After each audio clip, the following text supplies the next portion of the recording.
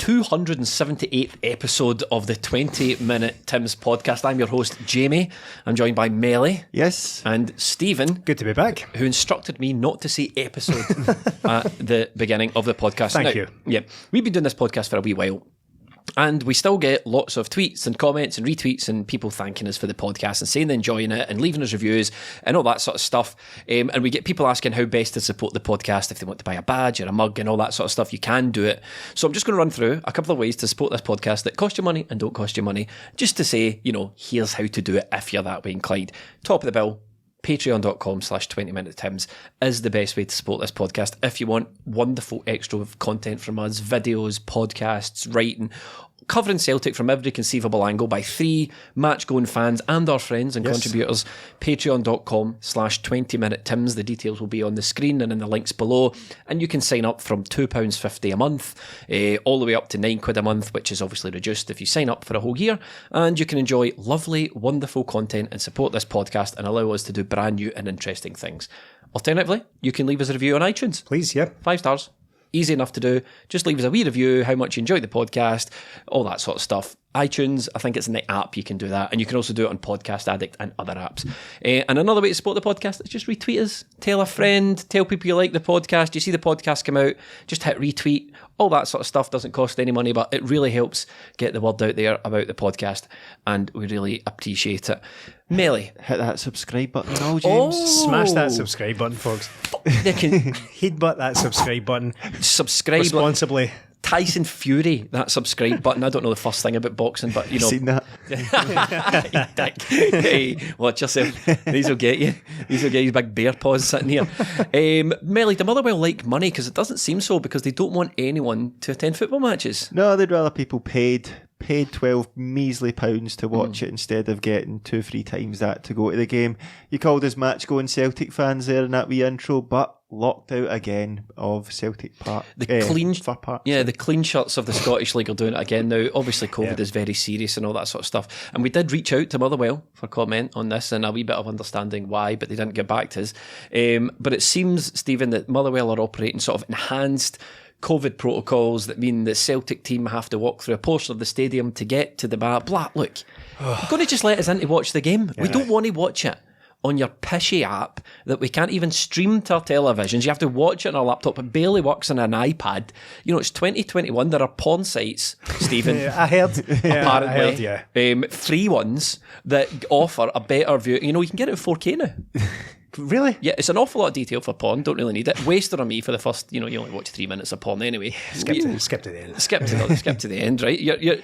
But the fact of the matter is, it should not be difficult, right? If you're not going to let the fans in the stadium, and by the way, let us in, shouldn't be difficult to offer a decent service. Is 4K that thing where you go to the cinema and you sit in a seat that rumbles about and things are sprayed into your face? That's it. They do that? Porn. Goodness me. But anyway, yes, that's that unpleasant entry into the podcast aside. Entry. Right. Yeah, it's just a bit naff, isn't it? See, when you're actually watching it on the stream, and as you say, I can't even make it compatible with a Chromecast in 2021 as well. So I have to sit on with it on my quite literally in my lap and watch it, and it's just a quite crap way to watch the football. But it looks crap on the laptop as well. I'm saying crap a lot. Yeah. But that's because that's what it is. But when you watch a game like that, Melly said it on her reaction as well, you expect to see a full stadium, seeing as Melly we couldn't get tickets for it. So, but there was that huge bit down the corner separating the fans that could easily have fit an extra. But I kind of feel like this was acceptable when lockdown happened and when we were all locked out the stadium and all that sort of stuff. See if you're going to continue it. Like, we could accept the hodgepodge nature of it during lockdown, right? We're all scrambling we'll take it. It's the only way we can watch a game, right? We'll watch it on our laptops. It's the only thing we can do. But there's no reason for that now. So this is a service that you're offering and people are paying for, and it's rotten or crap, as Stephen would say. So that is the first complaint. Just, I know it's got to be safe and everyone's got the jag and all this sort of stuff, but going to just let us in to watch the games because we're a wee bit sick here. Open the gates, let me rejoin my mates. That's a good slogan. We should steal that. The alternative though is you could listen to Tom and Jerry on Celtic TV. No. Motherwell TV for me, please. I got his goal with no commentary, just crowd noises. Oh, you lucky man. Goodness me. I didn't see the Celtic TV version. I plumped for the pay-per-view. I did my duty to Scottish football and I went out and paid it. Got my money's worth. Wasn't no for me. I just opted for the freebie on his goal, and do you know what? It was worth it because I got to see Celtic win 2-0, Millie. Yeah, it was a decent game. So far this season, we've seen the best and the worst from Celtic. We've seen them pump teams. We've seen them get pumped by teams. But a lot of sexual imagery on this podcast already. That'll be the last of it. And then the Aberdeen game we saw us grind out a victory. But in this game, it was a more controlled victory. So it's something we've lacked this season. 2-0 Celtic. Never looked like losing the game once we scored. Never looked like it was going to be any sort of danger. And it's another one to add to the arsenal we've got. We can pump teams. We can go out there and grind out the results. And we can control games and get the win, because there's going to need to be lots of games like this in over the course of the season, Stephen. There ain't nothing wrong with a little pump and grind, is there? No, there absolutely is not. And that is the one and only R. Kelly was that R. reference. Kelly? I wasn't sure if that was R. Kelly or Bobby Brown. Yeah. It's the other one. It's R. Kelly. So that'll be the last of that. Thank you very much. Christ. The game itself. Again, just important to get another win, because we never know what we're going to be confronted with post international break. Whether we're going to be another raft of injuries like we got the last time. Thankfully, that didn't happen. But that's the first time we've won 2 games in a row since August, albeit either side of the international break. But 2 competitive games for Celtic, 1 both away. That's something, isn't it? That's something to be encouraged by going forward, surely. Oh, for sure. And it was a positive weekend all round. The Huns dropped points, and we managed to close the gap a wee bit on them, which is obviously important in the grand scheme of things as the season goes on. I think as far as the lineup goes, everyone's favourite talking point started at left back. If we're not talking about Furuhashi in Celtic land, then it's Bolingoli and Bombo, who, as far as I can tell, this might be a controversial opinion, just plays when there's literally no one else left to play. Is that a fair assessment? Well, Liam Scales is on the bench, so... What was that say about Liam Scales? Jeez. Bolingoli, it's another puzzler. We sat here 1 month ago, calendar month ago, and basically had the exact same conversation about how we didn't... Almost exactly a month ago, wasn't it? Yeah. Didn't expect him to see him back in the team at all, but now he's been in the team twice, separated by a month again, albeit either side of an international break.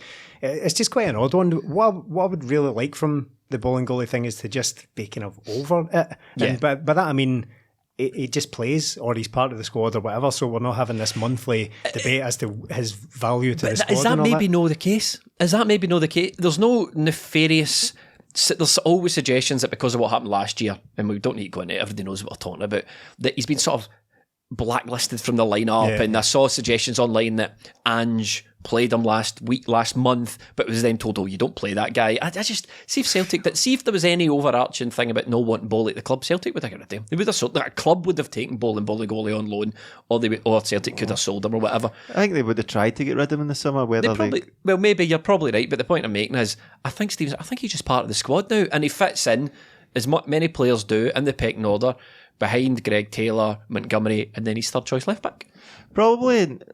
It's not as if out of all those left backs you can say definitively Greg Taylor is by far the best one. Then it's probably Montgomery, then it's Bolingoli. They're all know the best. So when he comes in, for me, I think he has to be above Montgomery. I can understand you probably want to give Montgomery minutes for his development and all that sort of stuff, but if you're just looking at who's the better player, there's obviously a reason Ange is picking Montgomery over Bolingoli, and you have to sort of trust the manager in his judgment a wee bit. But I think Boli's played twice in the month. He's been fine. He's not been brilliant. There's nothing that's saying to me, this guy's a world-class left back that for some mystery reason we're not playing. He just fits in, he plays okay. And I think he maybe is much of a muchness with Greg Taylor, but I think it's just a case of Greg Taylor's putting the time, putting the hours, and the manager trusts Greg Taylor a bit more. Probably, but maybe the thing with Montgomery, he only played because Montgomery got injured on Friday, and he'll be back for the game on Tuesday, so he'll be back in there, we'd presume. But with Montgomery, at least he's got a future with the club. He's a bright prospect. Ange is probably looking to build something here, so it'd be better playing Montgomery if he thinks it's much of a much and getting him the better player. Whereas Bolingoli, Celtic probably try to get rid of him this summer. They'll probably try to get rid of him in the next window, so that's probably why he's playing him. But the 2 performances he's put in, he's been fine, and that's fine for Bolingoli. He's not brilliant. He still does his terrible passes early on and 5-yard passes he gives away. Doesn't do anything special, but he's just one of those other players that fine. In a sense, nothing's really changed since he signed. He was always just okay, and that's the most puzzling thing about Bolingoli for me is the extremes in opinion that he seems to provoke. It's to me. Again, we've already had this discussion. There's like a whole camp of people that just want to write the guy off and they should never wear the Celtic shirt again. Yeah. And then at the other side of that, right, there's a whole camp of people that go, this guy's the best left back at the club. He's a Champions League level left back. He should be playing week in, week out. And there's some nefarious reason why he's not playing, when in actual fact the truth probably lies somewhere in the middle. And that's where I am. That's where I find myself right in the middle of that debate, looking at the way extremes going. I don't know what you're talking about again, isn't it? Exactly. But I've never really seen it in him that suggests he's an absolutely terrible footballer, and I've also never seen it in him that he's anything outstanding at all. I think he's just okay, but he's no further on from where he was when he first came out of the team. Yeah. Almost 2 years ago now, that when he lost his place after that Clyde game and Greg Taylor played the rest of that season, neither of them really stand out over the other. And I think, Greg Taylor's obviously not available just now. Saying all that, I would play him just now ahead of Montgomery because there's no. That's complicated by the European thing. I realise that he's not available for Europe, so it's not a case of just playing him. Which tells you as well, gives you maybe an insight into what the manager's thinking was when he saw this guy in training for the last couple of months. Well, at the time, it certainly wasn't in the plans when the squad was announced, and that's probably what's fueled a lot of the conspiracy stuff. But the Montgomery thing, I think he'll go far. I think he'll be a good player for Celtic, Montgomery, but he's not in good form, and there's no reason to just play him through it when there are other options there. And Bolingoli ticks that box, really. Moving into midfield, we saw the sort of return of the Turnbull, Rogic, McGregor axis, Stephen, that's come under a bit of scrutiny recently. People are not too happy about it, myself included. I'd sort of washed my hands with Tom Rogic. I know, Melly, you said pre-pod, I'm going to have to apologise for that. No, not yet. I'm once bitten, twice shy with Tom Rogic. I'm not falling into this trap of saying he's back just because he's had one good game.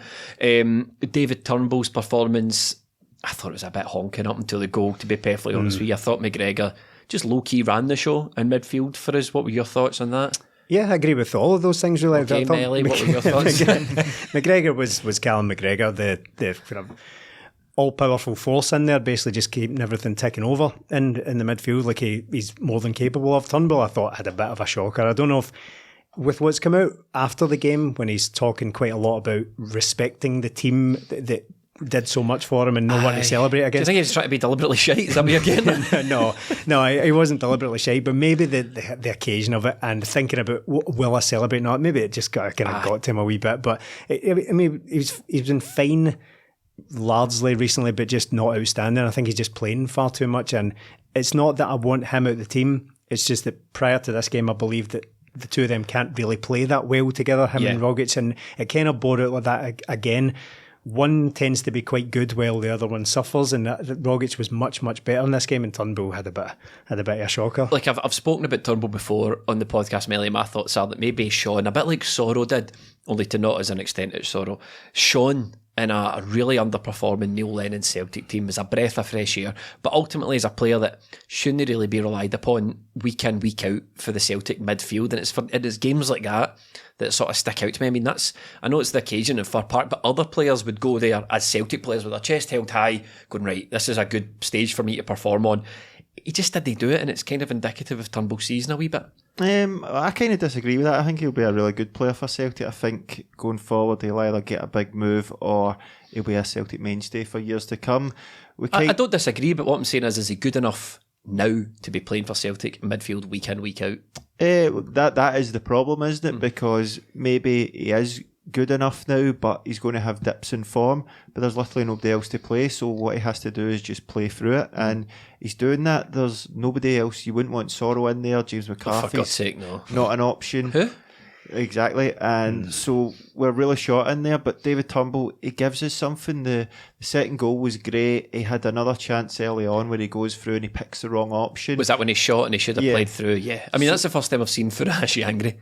Yeah, he was fuming at and that. Rightly so. There was 3 good options ahead of him, so he is still learning his game. He's had a long time out. I'm willing to give him the benefit of the doubt right now, because I think he will go on to be a good player, and the best way for him to be a good player for Celtic is to play games and get better. But do you think Stephen, he gets a bit of a fair crack at the whip, David Turnbull? I mean, that chance, I think he's become the whipping boy. But you think so? I don't know, maybe it's my fault, but I thought at the beginning, Stephen, that, like you're saying, like that one where he should have played through, I mean, that's criminal. That shot he took on was a bad choice. And again, I wonder if these things just kind of got in his head a wee bit going into this game for whatever reason. I don't know, but it seemed uncharacteristic from him, because I mean, look at the goal he scored was unbelievable. So it'd be very unkind of us to sit here and say what a terrible game he had, despite the fact he pulled that winner for the game out of the bag. But my overall thoughts on David Turnbull is that he's a very good player, but I worry about him a wee bit when it comes to his mobility and athleticism for his age. He doesn't quite get about the pitch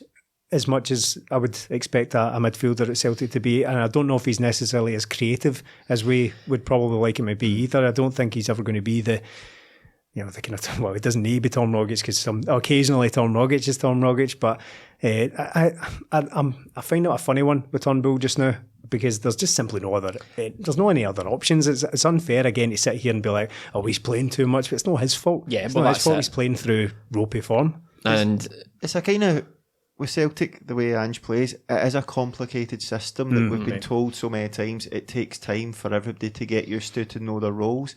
David Turnbull's played for Motherwell, then he's came into a Neil Lennon team. It's not exactly the best grounding for a tactical genius in there, so I think it will take a wee bit of time, and over time we'll see the best of David Turnbull. But as you're saying, the best thing right now, maybe not for a couple of weeks, but maybe one game, just take him out and bring him back in, but we've simply not got the option right now. Do you know what I want to see, Stephen? I want to see a game where all three of our midfielders are playing like we know they can play.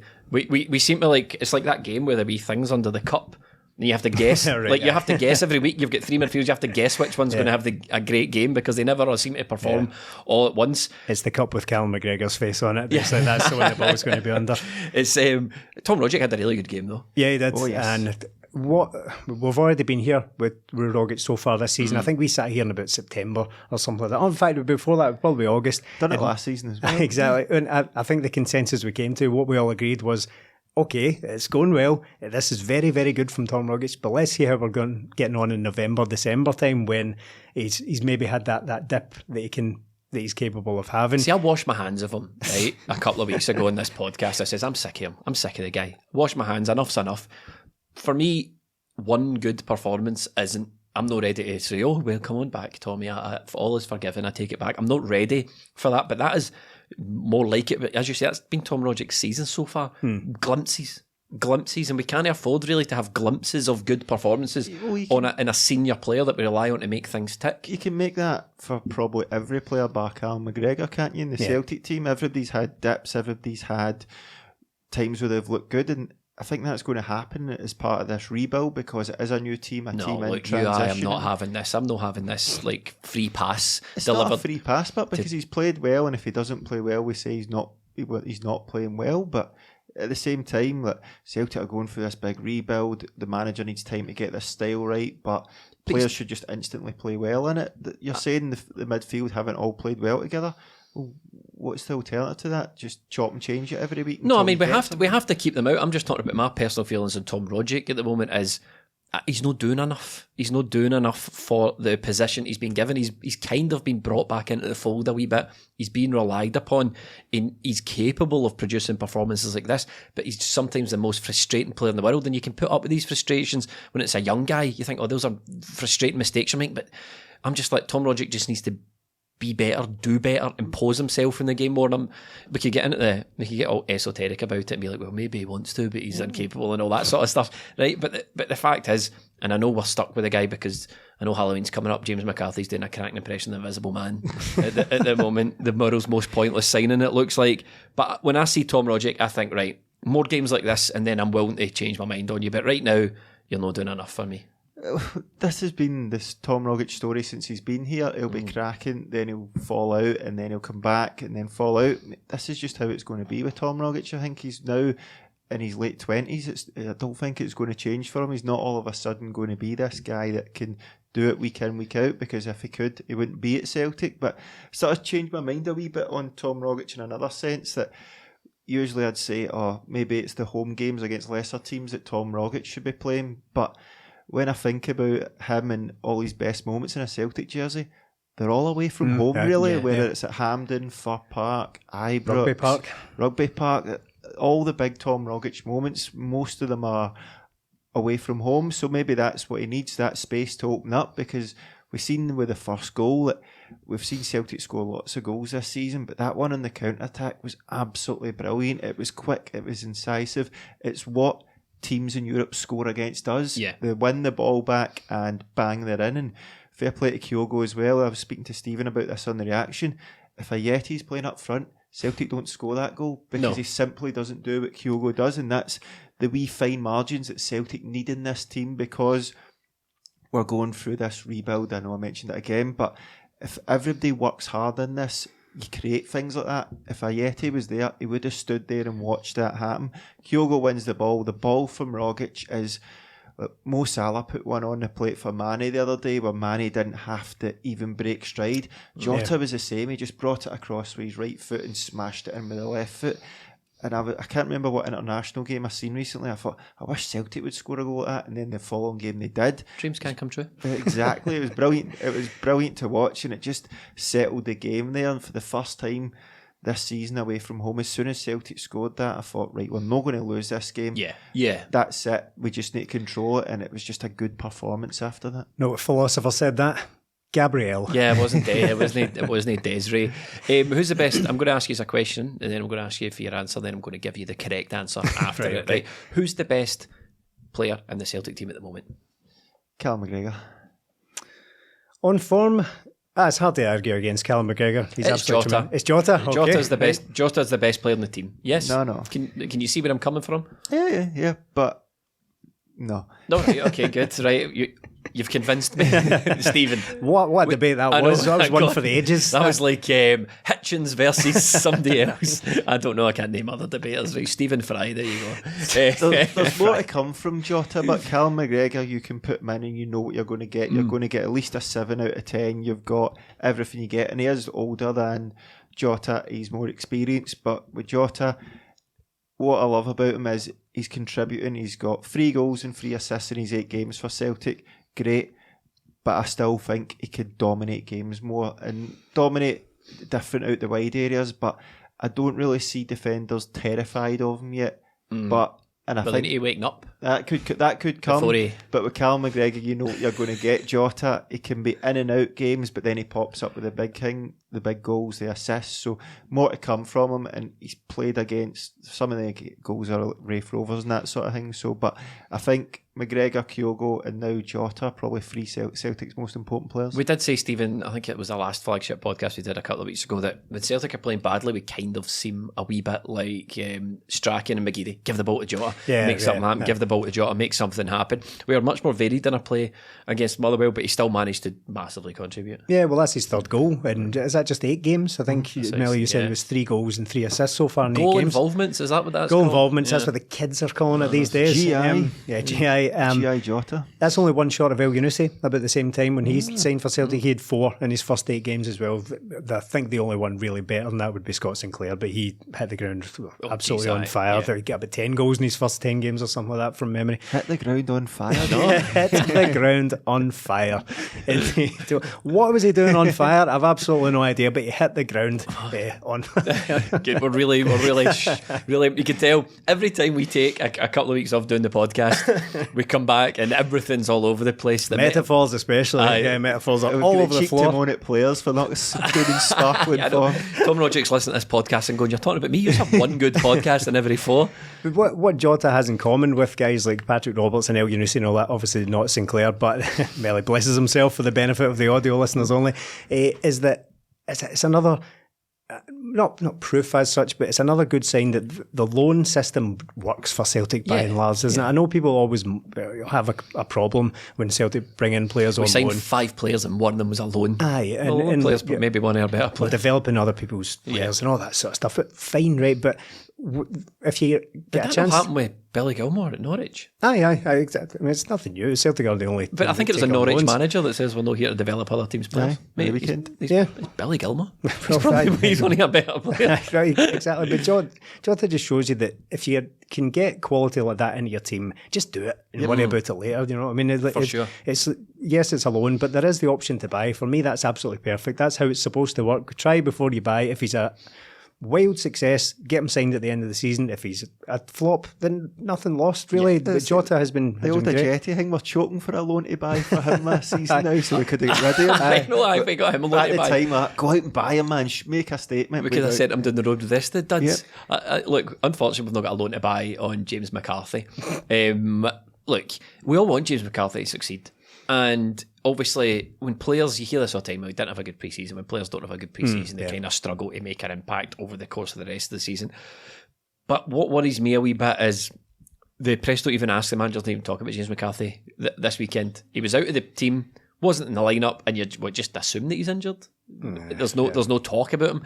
Are you starting to worry a wee bit, Stephen, about this 4-year contract we've given him? Not starting to worry about that. That was basically as soon as it was announced, I thought, that's ambitious. 4 years for the guy. It's not looking great for him just now. Yeah, it's another unexplained absence. Maybe we'll find out in a few days that he has picked up a knock, but even then, that's not particularly good news either, is it? Because that was the thing about McCarthy, is that he can't really go that long without picking up some injury or other. It's a strange one, McCarthy. I'm not really adding anything to the debate by saying that, because everyone, I think, is basically in the same boat when it comes to trying to analyse the sense in this signing. He was really the only midfield signing of note in the summer, wasn't he? So he was the guy in that area that was brought in. I just worried that it's going to turn out like one of these things of taking on a player. It's a complete disaster, and he ends up at, I don't know, Reading in January or something weird like that. So it's not an emergency just now. Celtic are playing okay, but we need midfield options. And if Sorrow's bombed out the picture and McCarthy can't be the other guy in there, then the problem thin on the ground. The thing is, Melly, McCarthy will be on big money. And I know he was apparently a Dermot Desmond signing, and that comes with its own problems and comes with its own issues, and whether the manager wanted him or scouted him, whatever the case may be, he's at Celtic now, taking up a big wage, and we're heading into sort of November time, and he's no contributed a thing. No, it's been disappointing so far. I still harbour hopes that he's going to be a good player. I think we all do. He is a good footballer, but as you said, every player mentions that pre-season's massive. James McCarthy was available all pre-season. He was training by himself then he's coming into a Celtic team where the training is meant to be very intense, and that's hard for MD. I spoke about it a few weeks ago. Going from Roy Hodgson to Ange Postecoglou is a massive shift in training intensity. So it was going to take a while, but again, it comes down to James McCarthy, but it also comes down to Celtic. We were relying on bringing in a player who has been injured a lot, who we need to be available, because we got ourselves into such a mess. Yeah, and exactly. We lost in Cham, Brown and Christie. Now, whether you wanted any of them to stay or not, fine. One of them staying would have been good, but to get rid of all three, that could have been a starting midfield in some games last year, and to bring in a guy who's injury prone or been injured the last few years was very risky. And we've seen now that luck's not been with Celtic this season, and this is what happens.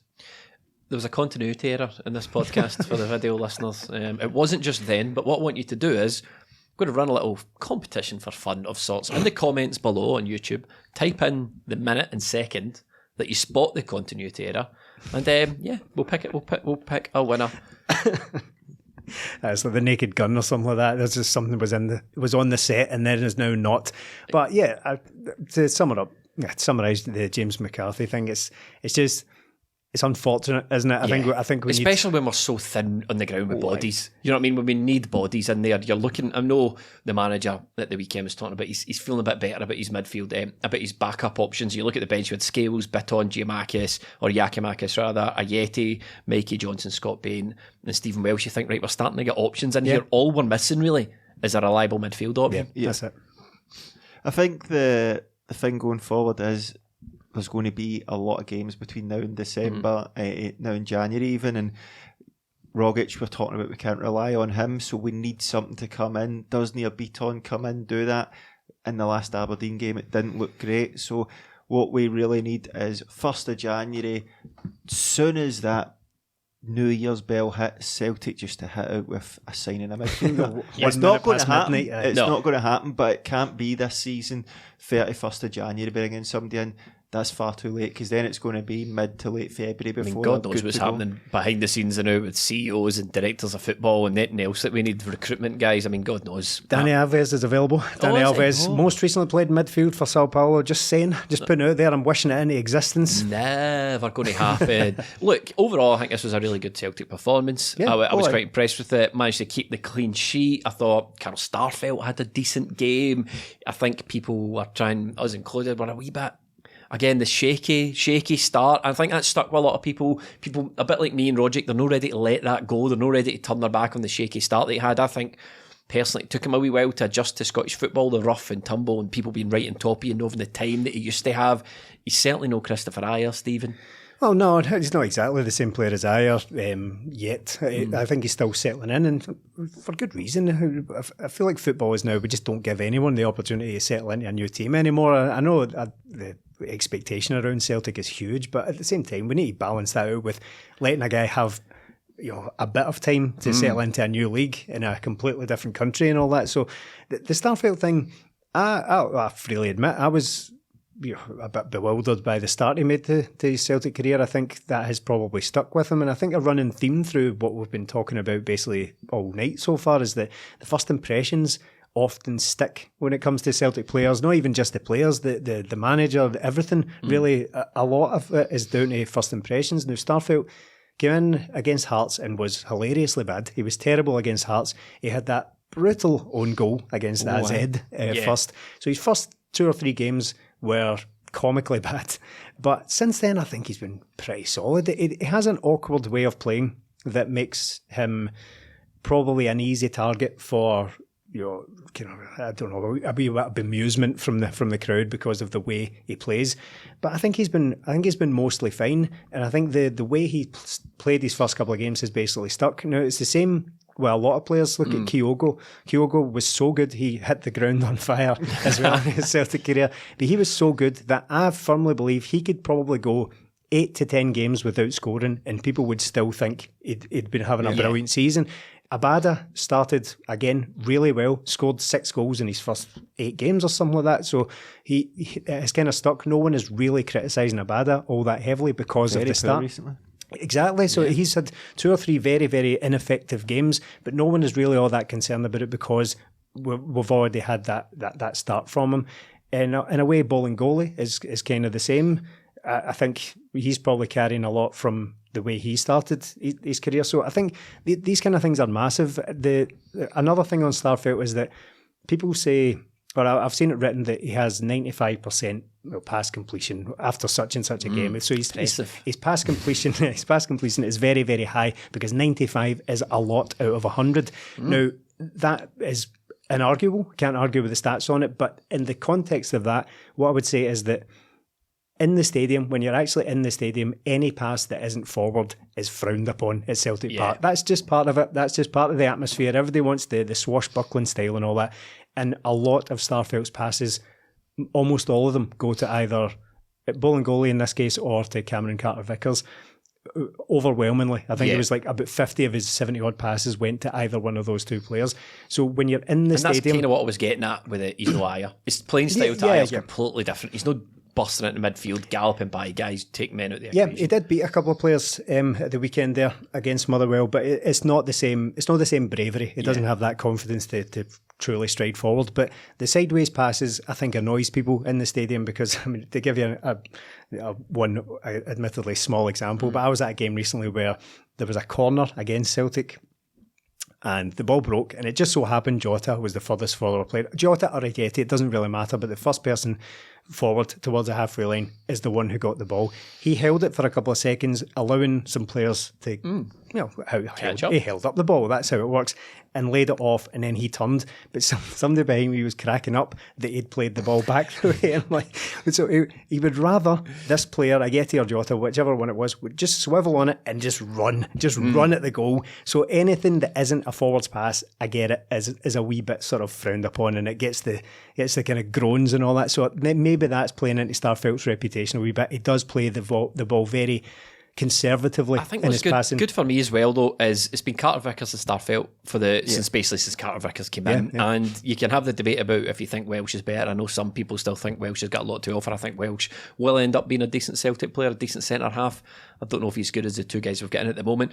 But we're getting that solid partnership, which was another problem for last season that Ange is maybe deleting, because last season it was chop and change all the time.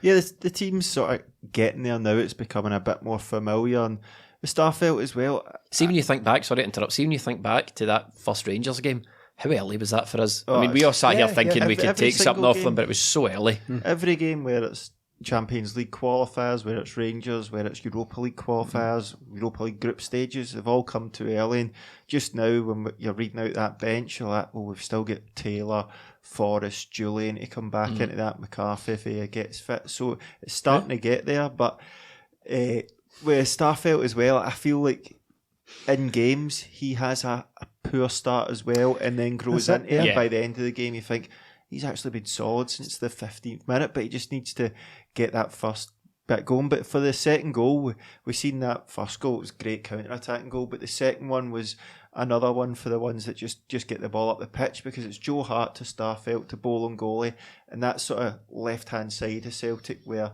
when Bolingoli comes inside, Turnbull goes outside, the centre mid goes on the outside. That's how he worked up. He plays it out to Kyogo and Jota back inside, then Turnbull unleashes this shot. Celtic's whole play went from like 10 yards between the byline all the way up the pitch, and it ends in a goal. That's sort of the Ange ball, as you love to call it, Stephen. That's what it's all about, because playing out from there, if you punt that up, it's a 50-50. What Celtic played that and created the space and scored a great goal. It's this playing out for the back, right? I know the Celtic dads are all of an age where heart attacks are a real concern for them, right? Yeah. And I'm a young man, youngish man, okay? Some of this playing out for the back stuff. See, when you've got Joe Hart having to do the chopsticks, whatever it's called. Well, I mean, he's tremendous. But you're watching that with your heart in your mouth, I'm thinking. And there was a couple of occasions even against Motherwell where we're like, oh, fuck, and it just goes out of play. And I know it's easy to say, oh, you just get rid of that, because at the start of the move, you don't know the ball's going to end up out of play. Yeah. So you just retrospectively say they should have punted it, in which case they're probably going to lose possession anyway. But some of this playing for the back stuff, I'm sure the team will get it, but you're watching that going, bloody hell. Well, it's going to be like that because Celtic have so much of the ball, so it's always I'm talking about the one-touch, two-touch triangles in our own penalty area that causes shivers of panic. But look at the benefits of it. You become better at football. You can get the goal we got. Whereas if we play like that and lose the ball once, that'll be the thing that's jumped upon. But if we punt the ball up the pitch 10 times and don't win it once, nobody's going to. Do you know what's refreshing though? Do you know what's refreshing for all this talk, right? So even when we play well or we don't play well, or we lose and we don't lose, do you know what's quite refreshing is we're looking at a Celtic team here that has a plan. Yeah. A manager that plays a certain way. And sometimes that system, sometimes the players within the system let the system down, or whatever you want, however you want to approach it. Sometimes the some of the parts don't work. Sometimes it does work.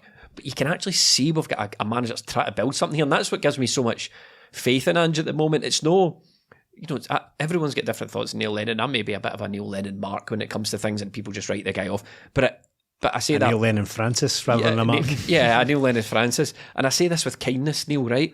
It wasn't the last season where you thought, what is the plan here? What are you trying to achieve? This is just, you're just throwing all sorts at this to try and make it work. And maybe there was a degree of desperation from Neil Lennon's point of view, where he thought, right, I just need to fucking start winning football games. We'll try everything we can. We'll throw centre-halves up front the last 10 minutes, try and do something. With Ange, you're like, right, okay, the guy's got a plan. Every single person that talks about it says it's difficult at first. You need to work through it. Difficulty at the back. Defenders making an arse of it and blah, blah, blah. And he's not got the players. But you can see we're actually trying something here. Yep. And this is why it's good. You talked about just give it to Jota. That's not really Celtic's plan, is it? They have players that, if everybody's doing their roles within it, it shouldn't be relying on individuals. And hopefully once we can get a couple of more players back, it won't be relying on Kyogo or McGregor. If you take them out, it doesn't work, because we've got this system and everybody should just be able to drop in and out. And it's better for us long term. Again, it's short term pain for long term gain, because if we're going to play like this, playing out from the back, we'll weed out the players that aren't good enough to do it eventually. And then when we do, we've seen in some games it can be cracking to watch. Even the game at the weekend there, it was just controlled. Once we get that second goal, bar the Motherwell sort of penalty shout that subsequently turns out the Motherwell player handballed it as well. Motherwell barely had a shot that you could think, oh, that was one we got away with. They had a couple of balls across the box at the start of the game, but into the second half they had absolutely nothing. It was just controlled from Celtic. They played the ball about, and it was a sort of perfect result. 2-0 away from home, kept the clean sheet, managed to take Kyogo and Rogic off after the midweek international, and we didn't get any injuries. That's not happened to Celtic this season. No, and a final thing, if I can tie all this talk about plans and tactics and all that back into the defence and Starfelt, not specifically Starfelt, but I feel like that's another thing that's still carrying about the first impressions that it made. I think because there's always going to be teething problems with this playing out for the back stuff. So I think that every time somebody passes it now within their own box, it's like, oh, we're bomb scares. We're all bomb scares, right? So there's that as well. But that was the first clean sheet away of the season, right? I know it's only one, but it's progress. Hopefully getting better in defence. And I was thinking about this as well. I saw a debate going on Twitter, and it was actually a reasonable one for a change. It was actually something that actually made sense to me, I know.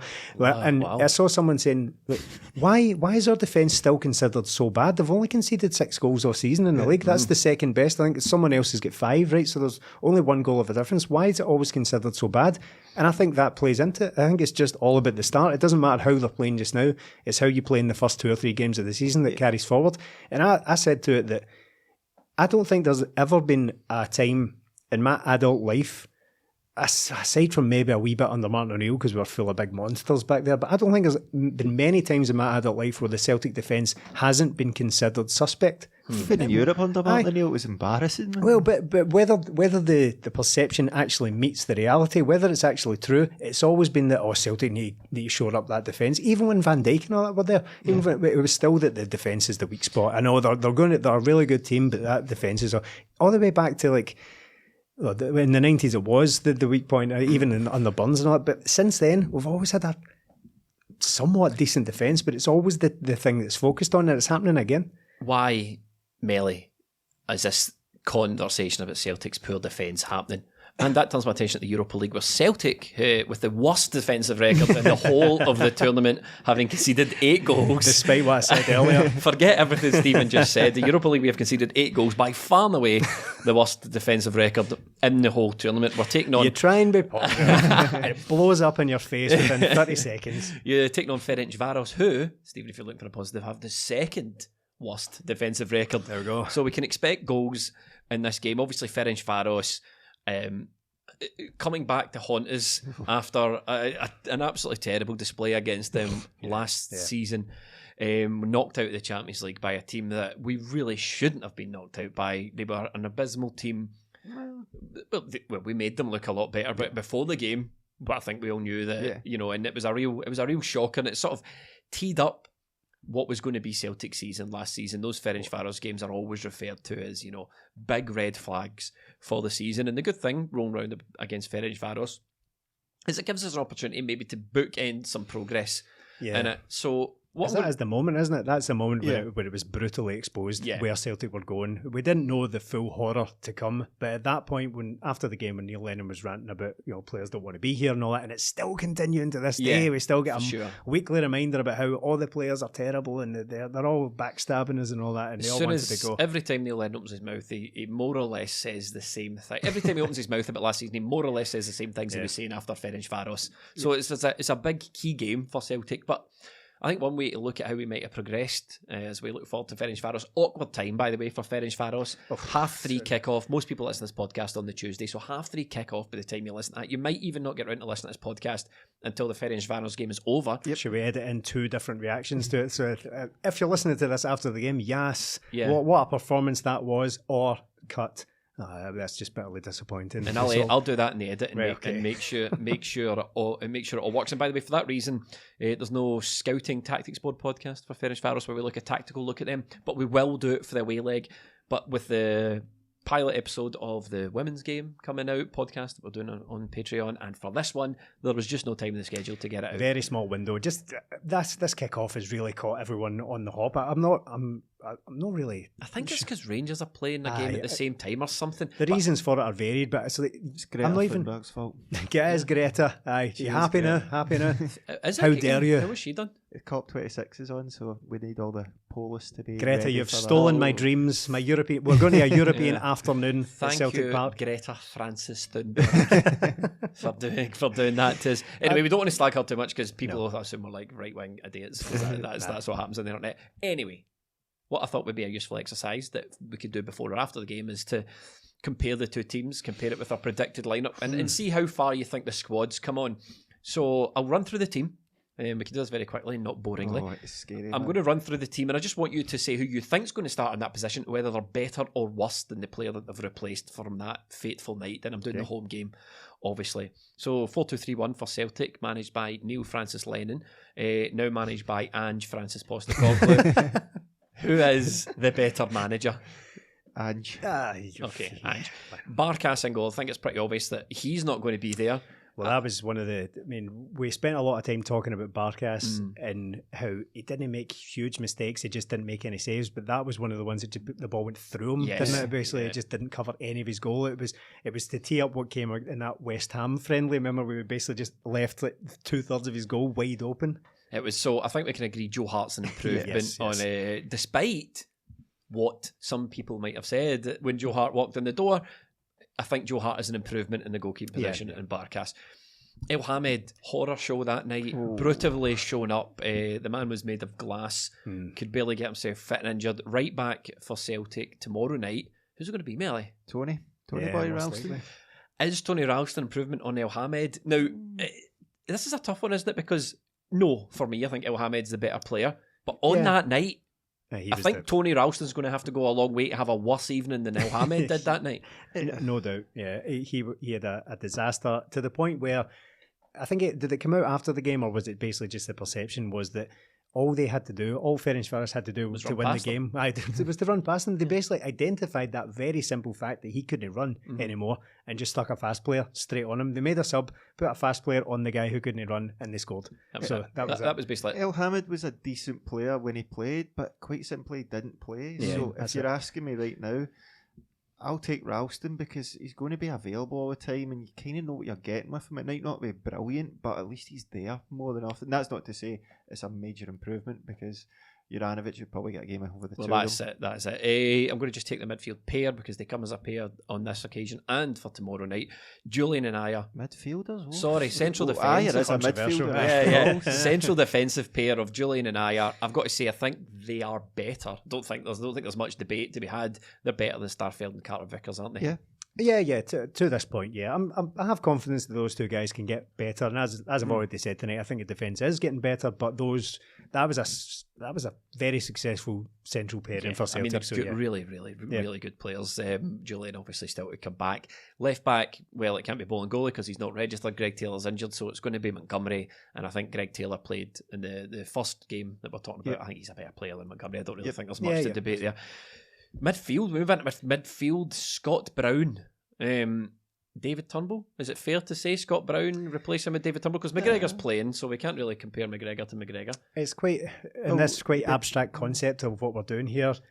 I would be willing to put Ralston in for El Hamed because of what he did on the night, but then that's Tony Ralston of today, so we're putting Scott Brown of today in for Scott Brown. It's quite an abstract game we're playing. I know, so I don't want you to disconnect it too much, or could deconstruct it. Don't want you to deconstruct it too much, Stephen. I just want you to think to how good a player Scott Brown was last year and look at your midfield selections this year and go, do you know what? I'd rather have David Turnbull than Scott Brown.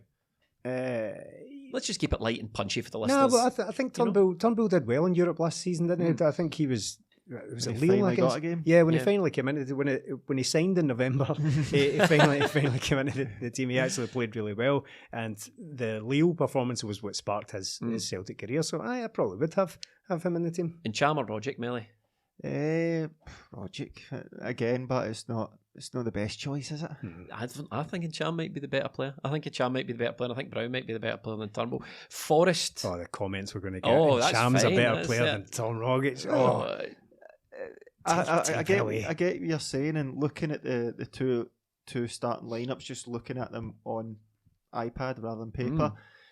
The one last year is probably a better team, but this one right now is a team. But this is But that's what I'm doing, Melly. I'm saying who's better, who's the better players. But it's again the exact thing we said after the Ferencvaros game is if you switch the managers in the dugout, Celtic would have beaten them with Rebrov in charge. If we put Ange Postecoglou again in charge of that Celtic team, Celtic would have won that game easily. What's Rebrov's full name again? It's Sergei Francis Rebrov. Right, okay, let's quickly wrap this up.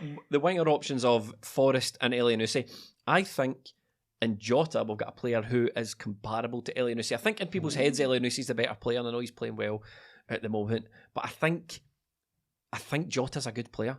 And I think if I get a full season of Jota the way I got of Elyounoussi, especially Elyounoussi last season, who was probably one of our better players last season, I think I'm going to like Jota more, Melly. I've went to you first more often than not, so I'll go to Melly this time. Yeah, I was a big fan of Elyounoussi. He seemed to get a lot of goals, but with Jota, he's getting goals, but he's got that more tricky winger about him. So I think in the fullness of time, he might be better. Plus, the fact that we could actually buy Jota, either or of them I'd be happy with. So. I agree with that. The only thing that would make Elyounoussi stand out for me is because he was very, very good for Celtic over a long period. But Jota hasn't had that period. Well, we're talking about Elyounoussi over 2 seasons rather than Jota's not even 10 games yet. So yeah, I couldn't really pick between those two. I'd be happy with either one. I think Forrest's better than Abada. Yes. Yeah, I don't think there's much. As it stands, I don't think there's much conversation we had up front.